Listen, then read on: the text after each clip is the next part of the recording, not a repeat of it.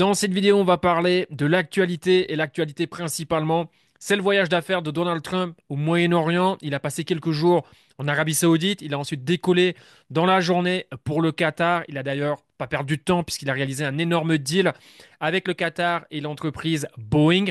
Bref, c'est pas réellement ça qui va nous intéresser, mais plutôt ce qui s'est passé ces derniers jours, ces dernières heures du côté de l'Arabie Saoudite, puisque Donald Trump n'a pas fait le voyage seul, si vous voyez ce que je veux dire. Plusieurs grands CEO de boîtes américaines ont fait le déplacement, bien évidemment, pour parler business et réaliser certains deals qui, ça, peut être très intéressant pour nous, investisseurs, effectivement. Bien sûr, Elon Musk a fait le déplacement. Il a même fait une apparition lors d'une conférence. On va parler de Tesla un petit peu plus tard dans cette vidéo parce qu'il a quand même mis Robotaxi sur la table et on a pu voir la réaction et ce qui s'est passé. Sous-entendu, Robotaxi est un service qui va débarquer du côté de l'Arabie Saoudite. Bref, supposition, personnellement, mon interprétation de ce qui s'est passé lors de cette conférence, mais également, voilà, Larry Fink de BlackRock qui a fait le déplacement, mais aussi sinon le CEO de Palantir, de Nvidia, Jensen, et ici Lisa, la CEO de AMD. Et vous voyez peut-être où je veux en venir, mais cette réunion, principalement, c'était pour parler de quoi? D'intelligence artificielle. C'est un secteur dont je parle depuis maintenant, je sais pas, un an et demi, 2 ans. Je suis pas très très bon dans la notion du temps, mais forcément, c'est un secteur qui m'intéresse en tant qu'investisseur, au même titre que dans la vie de tous les jours, d'un point de vue utilisation. D'ailleurs, j'ai mis un sondage dans mon canal Telegram gratuit, il est disponible en description, juste pour savoir, est-ce que vous utilisez ChatGPT? Mettez-le moi en commentaire. Et plus de 80% des gens ont répondu positivement. Et quand j'ai des jeunes qui viennent à la maison, puisqu'effectivement, le fils de ma femme a 17 ans, c'est des adolescents, et si je leur demande, tiens, ChatGPT, vous utilisez? En fait, ils rigolent comme s'ils me prenaient pour le vieux con. Vous voyez ce que je veux dire? Parce qu'en fait, c'est évident. C'est évident pour eux. Et je suis sûr qu'ils ont une meilleure utilisation que la majorité des gens qui ont plus de 40 ans. C'est normal. Donc voilà, l'intelligence artificielle, certes, ça va changer nos habitudes, ça va changer notre quotidien. Maintenant, en tant qu'investisseur, ce qui nous intéresse, c'est de catcher la vague et comment pouvoir en profiter et, si possible, faire beaucoup d'argent, non pas dans les prochaines semaines et dans les prochains mois, mais plutôt dans les prochaines années. Si on regarde d'un point de vue crypto, la crypto, c'est assez simple. C'est un nouveau narratif. Donc, le côté positif, c'est qu'il n'y a pas de plafond, il n'y a pas de résistance. Ça, c'est plutôt cool. Maintenant, la complexité de ce narratif, c'est que quels sont les chevals gagnants? Il n'y a pas de data, il n'y a rien en fait.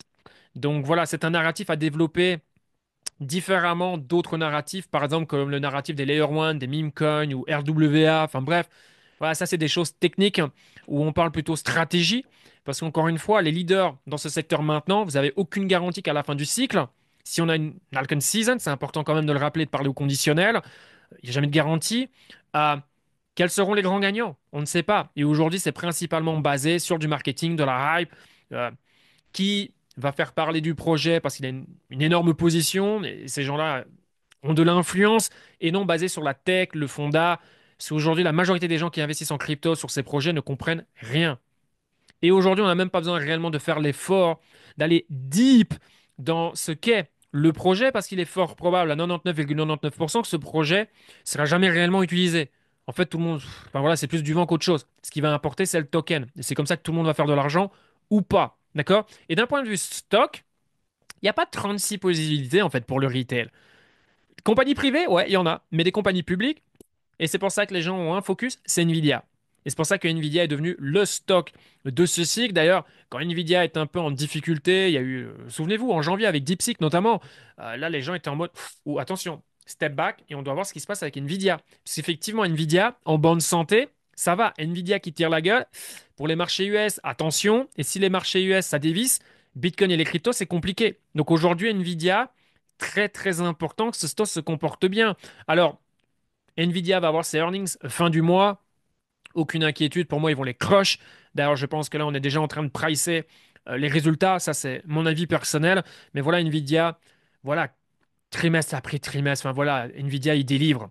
Cette boîte, elle est incroyable. Puis les investissements qu'ils réalisent, enfin bref, tout le monde est hypé avec ce que fait Nvidia. Maintenant, est-ce que Nvidia, au jour d'aujourd'hui, c'est une belle opportunité? Ça dépend. Ça dépend l'horizon de temps, ça dépend de pas mal de choses, ce qu'on recherche en tant qu'investisseur. À titre personnel, moi, ce qui m'intéresse, c'est autre chose. Alors, notamment AMD. Et à AMD, mon but ici, c'est simplement de le mentionner. Je vais pas faire une vidéo, où je vais aller deep dans AMD. Peut-être je le ferai dans plusieurs semaines ou j'en sais rien. Je le ferai un jour ou l'autre, c'est sûr. Mais ici, c'est juste pour, voilà, AMD existe quoi. Parce que derrière Nvidia, c'est AMD. Ici aux États-Unis, voilà, l'entreprise, elle fait beaucoup parler. D'ailleurs, Lisa, depuis qu'elle est CEO, ça fait quand même 10 ans, ça fait une décennie. C'est une boîte qui est profitable 9 fois, enfin, 9 années sur 10. Il y a eu une année, je crois, c'était 2022. Bon, 2022, c'était un petit peu compliqué de manière assez générale pour tout le monde. Mais sinon, depuis qu'elle est là, la boîte, c'est plus la même. Et puis là, avec le virage intelligence artificielle, bah, ils ont su bien le prendre. Et là, c'est parti, ils signent des deals absolument partout. Amazon a acheté pour je ne sais plus combien de millions de dollars d'actions. Et ici en Arabie Saoudite, voilà, ça a été annoncé, deal avec ben, l'Arabie Saoudite. Également, rachat d'actions pour un montant de 6 milliards. Quand une boîte rachète des actions, c'est un signe positif. Et certainement qu'elle pense que l'entreprise est sous-évaluée. Depuis les plus bas atteints en avril, la boîte, je pense, c'est plus de 40%. Aujourd'hui, suite à ces annonces positives, plus 4%, très similaire à la performance d'NVIDIA sur cette journée, sur ce mercredi. Voilà, Nvidia eux aussi ont réalisé un deal en Arabie Saoudite. Donc voilà, Nvidia, AMD, tous les deux. Voilà, ils ont pris l'avion, ils ont fait un deal, ils vont rentrer maintenant. Ils sont certainement déjà rentrés chez eux aux États-Unis. Mais c'est bien. Et l'Arabie Saoudite, attention, attention. On est beaucoup focalisé, à juste titre, États-Unis, Chine. Mais l'Arabie Saoudite, c'est un pays qui émerge, même s'ils ont toujours été là, notamment avec le pétrole. Prenez Saudi Aramco, il est dans le top 10 market cap depuis je ne sais combien de temps. Mais voilà, si on prend le sport, c'est stratégique. Regardez Cristiano Ronaldo, c'est un jouet marketing. C'est pour redorer le blason, avoir une belle image. Mais, vous voyez ce que je veux dire? Le but, c'est les affaires. C'est bien plus important que Cristiano Ronaldo. La Coupe du Monde, pareil. C'est cool, pendant plusieurs semaines, le monde va se déplacer chez nous. Euh, mais le but, c'est politique, business. D'accord?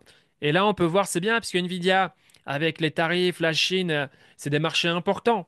Et là, boum, l'Arabie Saoudite qui émerge, gros deal. AMD, pareil. Donc voilà, le stock réagit très bien. Donc voilà, ça, c'était l'actualité d'aujourd'hui, principalement sur les marchés. D'un point de vue crypto, il ne s'est pas passé grand-chose, hein. C'est plutôt une journée, on a stagné. Au niveau du Bitcoin, plutôt rouge, mais moins de 1%. Donc les altcoins ont pris moins 2, moins 3 de mémoire. Pour Ethereum, suit. Peut-être Solana un petit peu plus. Bref, rien de bien intéressant, même si certains coins ou meme coins ont tiré leur épingle du jeu dans la journée, notamment un meme comme Pegu, qui a refait son apparition dans le top 100 depuis maintenant 2, 3 semaines, mais qui surtout est repassé au-dessus du milliard de market cap. Donc forcément, ça fait toujours un petit peu parler. Mais voilà, ici, c'était juste pour parler de ce voyage d'affaires de Donald Trump, de ce secteur de l'intelligence artificielle, parce que je pense qu'en tant qu'investisseur, on se doit de faire son travail.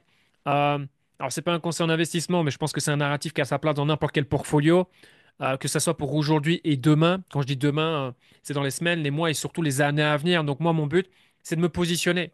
Voilà. Personnellement, Nvidia, je ne dis pas que je ne peux pas avoir une position sur Nvidia dans le futur.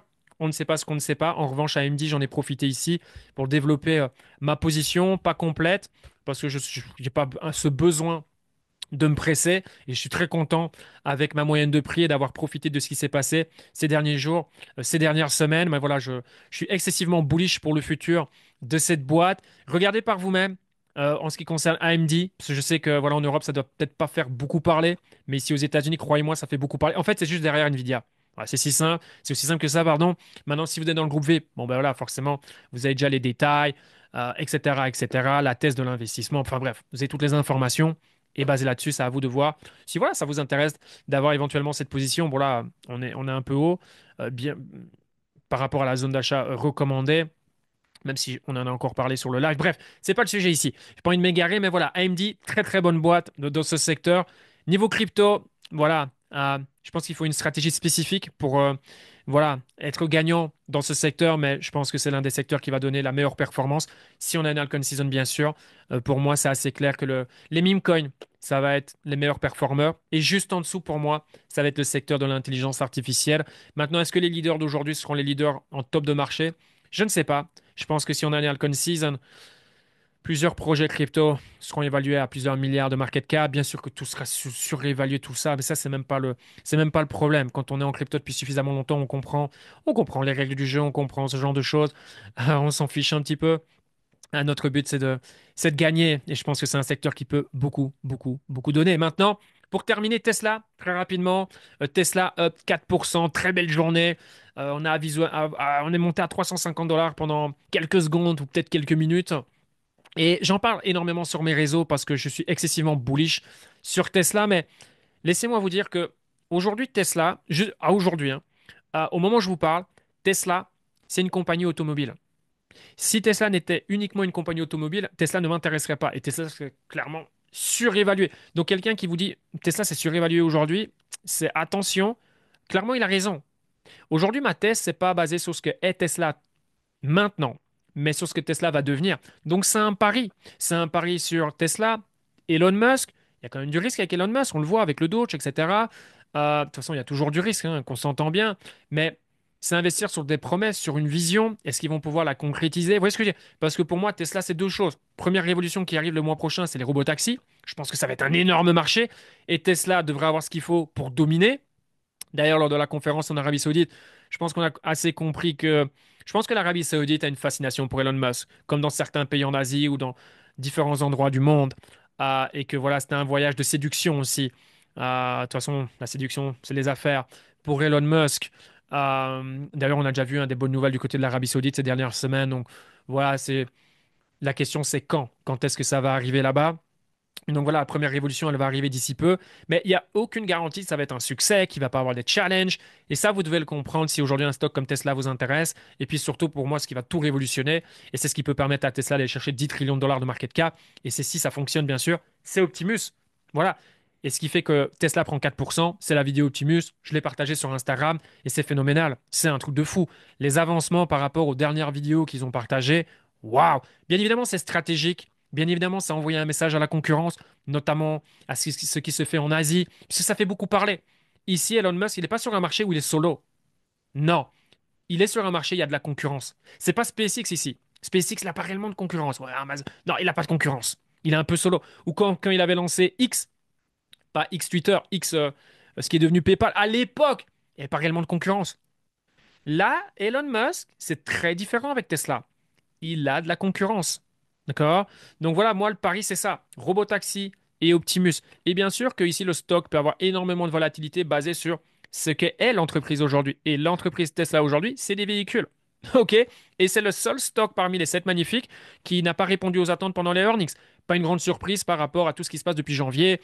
Participation au Doge, certaines déclarations, etc., etc. Donc Tesla a pris quand même cher, même si quand on voit ce qui se dit dans les médias, tout est surfait et tous les chiffres que vous voyez, tout ce que moi j'ai vu, en tout cas sur Twitter, notamment tout ce qui est journaux français, tout est faux.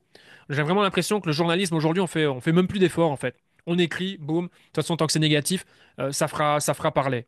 Voilà, donc il faut faire très attention, bien évidemment. Maintenant, les earnings, ils les ont loupés et pourtant, on a une réaction positive du stock. Et là, ben voilà, Elon Musk, voilà, revient un petit peu aux affaires, communique davantage. Et voilà, la force de Tesla, c'est la marque, c'est le culte, c'est la communauté. Vous avez des aficionados et des aficionados qui font énormément de bruit sur Internet. Et aujourd'hui, beaucoup de gens vont rechercher leurs informations, c'est normal, sur Internet. Donc, beaucoup de gens sont influencés à l'idée d'investir sur Tesla. Et je vais continuer à parler de Tesla. Aujourd'hui, c'est simplement pour être honnête avec vous, être transparent. C'est quelqu'un qui se dit, je vais acheter Tesla. Parce que forcément, quand Tesla monte, Tesla est davantage intéressant et ça fait encore plus parler. Donc, c'est tentant. Et on me l'a demandé aujourd'hui sur Instagram. Deux, trois personnes m'ont demandé, tiens, Tesla, qu'est-ce que t'en penses? Qu'est-ce que t'en penses? Ben, pour moi, là, je te connais pas. Je sais pas c'est quoi ta vision. Moi, j'ai profité du dip. OK, on était à 220, 230 dollars, voire moins. Ça, c'était super intéressant. Là, on est à 347 dollars. OK? Est-ce que tu as la même vision que moi? Est-ce que tu es capable de tenir ta position, peu importe ce qui va se passer? Parce que Tesla, croyez-moi, il va y avoir du mauvais temps, il y en aura. Que ça soit Tesla, les chiffres de Tesla, la boîte en tant que telle, hein, mais ça peut être également Factoris, Elon Musk. Elon Musk, c'est une force, ça peut être également une faiblesse. Mais c'est plus une force, bien évidemment, qu'une faiblesse. D'accord? Il va se passer énormément de choses. Donc, si aujourd'hui vous investissez dans Tesla dans le but de faire de l'argent dans les semaines et les mois à venir, et je dis pas, ça se trouve, le stock va continuer à s'apprécier. Là, maintenant, c'est clairement bullish court terme. Je pense que Tesla peut monter plus haut. Mais je pense que beaucoup de gens vont se faire surprendre. Parce que beaucoup de gens n'ont pas la bonne approche concernant Tesla et n'ont pas la même vision sur cette entreprise. Ce qui est intéressant ici, c'est ce que Tesla peut devenir.